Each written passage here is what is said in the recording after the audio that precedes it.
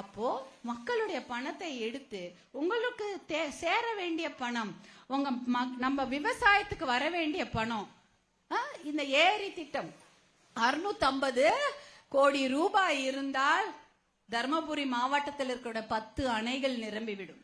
650 கோடி ரூபாய் இருந்தால் தர்மபுரி மாவட்டத்தில் இருக்கக்கூடிய 83 ஏரிகள் நிரம்பிவிடும். 650 கோடி ரூபாய் இருந்தால் தர்மபுரி மாவட்டத்தில் இருக்கக்கூடிய 769 ஏரிகள்லாம் நிறைஞ்சிடும்.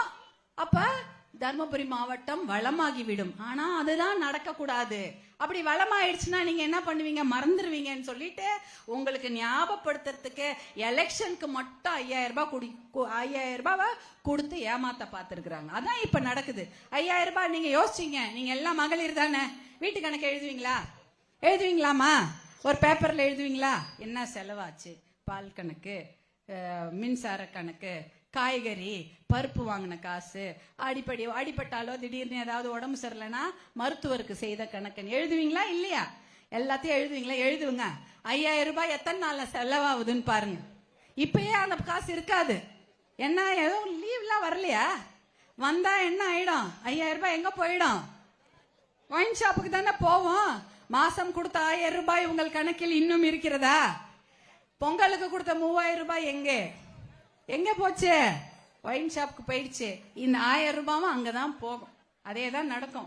நீங்கள் கொடுக்கக்கூடிய ஒயின் ஷாப்புக்கு மாசம் நம்ம வீட்டு ஆண் மக்கள் எவ்வளவு தராங்க தெரியுமா? 5000 ரூபாய் கொடுத்துறாங்களாம் சராசரியா. எல்லாருமே மாசம் 5000. அப்ப அவ்வளவு சம்பாதிக்கிறாங்களா? 5000 ரூபாய் கொண்டு போய் ஒயின் ஷாப்ல கொடுக்கற அளவுக்கு அந்த காசை ஒயின் ஷாப்ல கொடுத்துடுறாங்க. அதுல இருந்து இவர்கள் 5000 ரூபாய் கொடுத்தா அரசாங்கம் எவ்வளவு பெரிய தாராள மனப்பான்மை பாருங்க. 1000 ரூபாய் தான் உங்களுக்கு திருப்பி கொடுக்குறாங்க. அது என்ன அநியாயம்? அதே போல இந்த 5000 ரூபாய் எங்க போகும்? வீட்டு கணக்கு, வரி, பால் வரி, அப்புறம் மின்சார கட்டணம், பேருந்து கட்டணம் எல்லாம் கொஞ்ச நாள்ல உயர்ந்து விடும். இந்த 5000 ரூபாய் 10 நாள் கூட உங்களுக்கு இருக்க போறது இல்ல. அது செலவாயிடும். ஆனா உங்களுக்கு நிரந்தரமாக தேவைப்படுவது எது? நல்ல தண்ணீர். நல்ல குடி தண்ணீர் வேணுமா? விவசாயத்துக்கு நல்ல தண்ணி வேணும். அதற்கு தேவைப்படும் காசு 650 கோடி தான். இவங்க 6550 கோடி கடன் வாங்கினாங்களே, அதுல ஒரு 650 கோடி தர்மபுரி மாவட்டத்துக்கு செலவு செஞ்சிருந்தா மாவட்டமே வளமாகி இருக்கும். அதை செய்ய அவர்களுக்கு மனமே வரவில்லை. அதை விட இன்னும் கேவலமா என்னன்னா, டாஸ்மாக்ல வருமானம் அதை விட அதிகம்.